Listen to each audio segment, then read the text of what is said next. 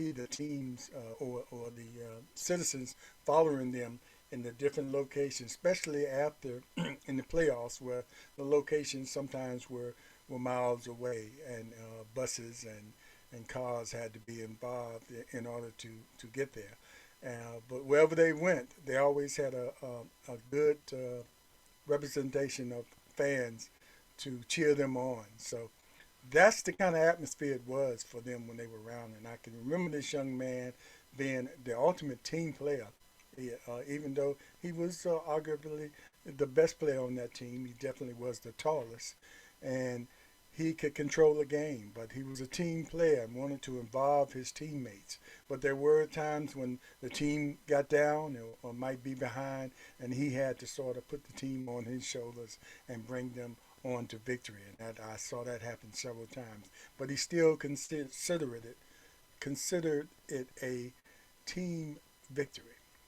So, but um, just recently, I guess during the All Star break, he came back to Portsmouth and attended one of the regular city council meetings to announce plans for improving or rebuilding a outside basketball court that was has been there for years. Even I play. I'm 67 and I played on that court, and many community ball players played on it before me.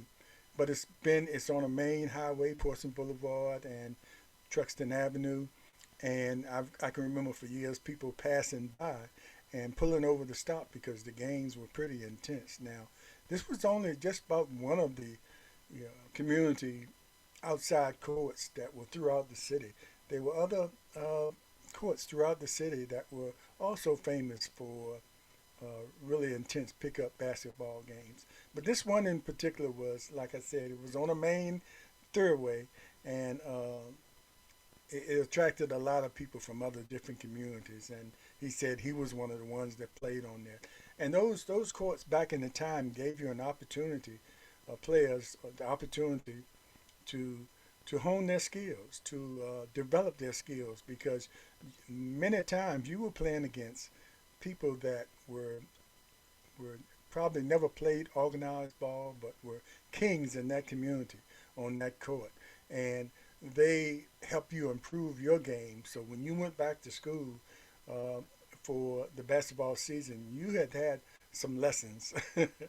You had some lessons on that outside court, and I can remember people playing in extreme heat and extreme cold. Sometimes, if it started raining, you still had to finish that game, unless it was thunder and lightning. But so he's coming back to rebuild that court. It's still out there. It's been uh, the maintenance on it has been improved by the city, but I believe he has some really big plans for it because right in that area, it's a real large park, and it's right beside another historic building called the Olympic Sport Club, which housed which a group of men started, and they were responsible or involved in helping the youth in the sports in the communities. So that building is historic and it's still there. So this all is going to add up to be something an amazing area for our youth. And as we talk about giving our youth something to do and something that's competitive, and I'm sure it's going to be.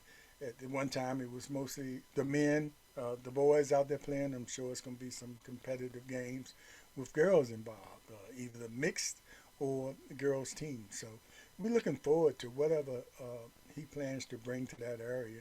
I'm thinking it might be seats on both sides because I think some of the games out there will attract an audience, and I think it'll be good for the communities and our youth that are coming up, and it'll give ball players coming up a opportunity to shine.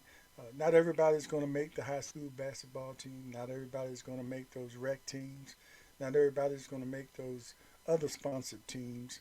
So, but anybody can go outside on those courts and play if you're picked, if you're good enough. One other thing about that, back in the day, and when it was really being used. I see it's being used still today. And like I said, when he does what he does, what he's going to do to it is probably going to increase the usage of it again. But back in the day when I used to go out there, you had to win to continue to play because it was always somebody waiting uh, to bring their team on to play the winning team. And often, if you were on the losing team and you were good enough, they might pick you up and bring you on their team. But most of the time, they had their teams all ready to come on and challenge whoever won that game at that time. So we want to applaud the Finney-Smith for that, for coming back and wanting to improve a place where he played and feels like it might be an opportunity to help that immediate community and their youth, as well as anybody in the city that's going to come there and compete. And not only that, he also announced that he wanted, he has plans to hold an event this summer at our downtown pavilion, which is an area where we have many national musical acts to come through. The last one being Earth, Wind and Fire, and they've been there a few times. But and it's an area where the Mojo Festival is held, the African American festival that we were holding annually until COVID came. But he plans to go in that area and have an event, especially bringing awareness to cancer, heart disease, and diabetes, something that affects the black communities as well as all the communities. But something that where in the Hampton Roads area here, where the numbers are high concerning these diseases, especially in the city of Portsmouth with cancer and diabetes, and a little bit with the heart disease. So he wants to have this event to bring awareness to that and have everybody come out. And I'm sure it's going to be some funds raised there for whatever the cause, especially for the people that might be affected by these diseases. But the awareness and letting people know how to practice preventative measures in order to, especially if you know you're predisposed to these diseases, if it's in your family history. But it's probably also going to be an opportunity for fellowship and to bring people in the city of Portsmouth together for one cause, which we really need right now. So he continues to make sure he brings whatever prosperity he has, he brings it back to his city. And I think this is going to be something that he's going to continue to do with his long career in the NBA. So, Dorian Finney-Smith, keep that in mind for those who might be watching in other areas of the country, Portsmouth, Virginia, but you might know him as a Dallas Maverick NBA player. So keep him in mind when you watch him. Know that he's a very humble person that hasn't forgotten where he came from. And just wanted to let anybody know that who doesn't know this young man or doesn't follow the NBA to know that there are those that go on to success, but uh, make sure they give back. And I applaud this young man, especially as a fellow IC Northern basketball player. I played in the 70s. So once you play, we are all brothers under the IC Northern basketball player. All of us wore the uniform and I'm proud of that. So that makes us forever brothers once we uh, walk on that court and play our first and last games. But anyway, I'd like to thank you all for coming. Oh, not coming. I'd like to thank you all for watching here on the Slim Nation, on Slim Nation YouTube channel, and look forward to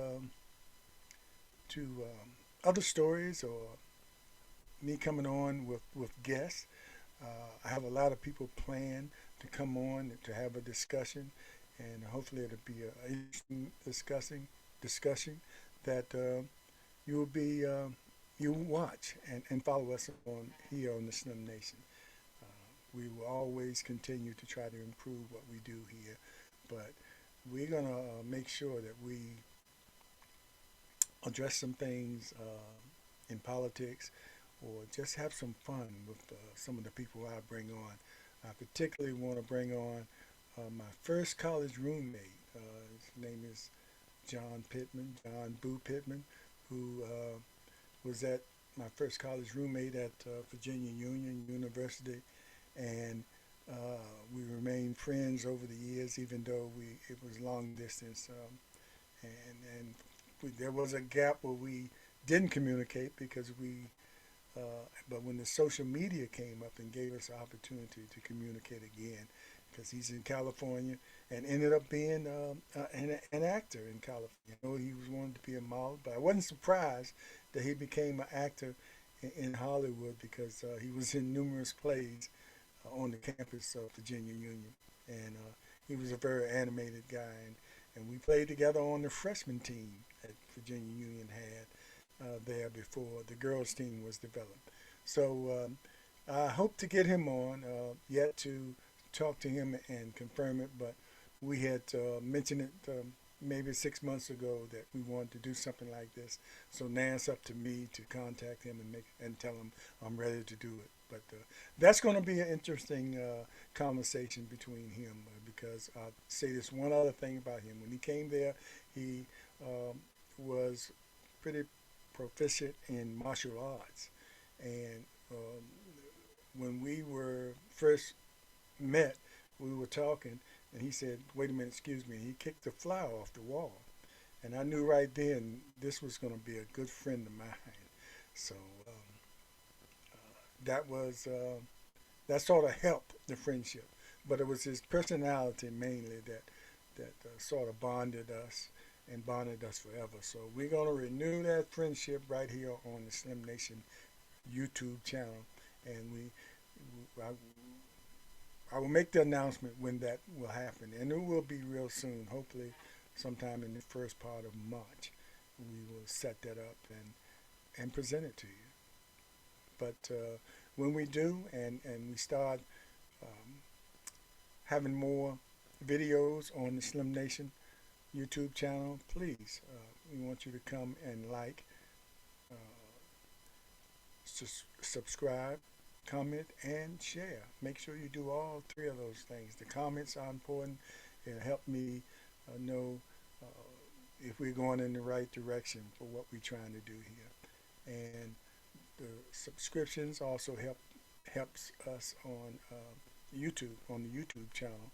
The more we get, the more opportunities we have right here on YouTube. So we're looking forward to building an audience there, and the like, and the shares. The likes let me know that you're watching, and the shares, gives other people opportunity that might not be familiar with the Slim Nation YouTube channel to join us and be a part of what we are doing here. So I thank you so much for watching, and of course, stay tuned to the Slim Nation. And as I always say, be aware, be informed, and most of all, be involved. Thank you. We'll see you next time.